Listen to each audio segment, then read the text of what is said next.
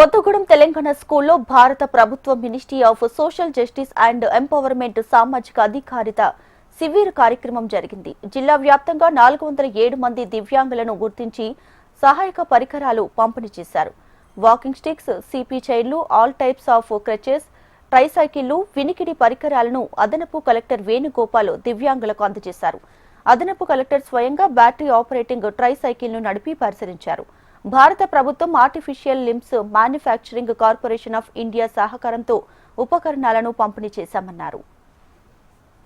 భద్రాద్రి కొత్తగూడెంలో అలింకో గారి వాళ్ళ ఆధ్వర్యంలో జిల్లాలో మనకి 1057 అప్లికేషన్స్ వికలాంగులవి వస్తే దాంట్లో 440 లబ్ధిదారులను మనం ఎంపిక చేసుకోవడం జరిగింది. దాంట్లో భాగంగా వాళ్ళకి అసెస్మెంట్ చేసి వాళ్ళకి ఏమేమి కావాలనేది కూడా అలింకో గారు అన్ని చూసి వాళ్ళ సైజులు తీసుకొని వాళ్ళకి టెంపరీ అంటే ఏమైనా కాళ్ళు పోయినా లేకపోతే చేతులు ఏమన్నా పోయినా కానీ టెంపరీగా వాళ్ళకి ఆర్టిఫిషియల్ లెగ్స్ కానీ ఆర్టిఫిషియల్ హ్యాండ్స్ కానీ తయారు చేసి, అట్లాగే వీల్ చైర్స్ అవసరమైన వాళ్ళకి వీల్ చైర్స్, బ్యాటరీ బైక్స్ కానీ, హియరింగ్ ప్రాబ్లం ఉన్న వాళ్ళకి మిషన్స్ కానీ, వీల్ చైర్స్ అన్ని కూడా ఈరోజు ఇక్కడ ఈ డిస్ట్రిబ్యూషన్ ప్రోగ్రామ్ పెట్టుకున్నాము. ఈరోజు దాదాపు 440 మందిలో దాదాపు అందరూ కూడా ఇక్కడికి వచ్చి జిల్లా హెడ్ క్వార్టర్స్ లో కొత్తగూడెంలో ఈరోజు ఏర్పాటు చేసుకున్నాము.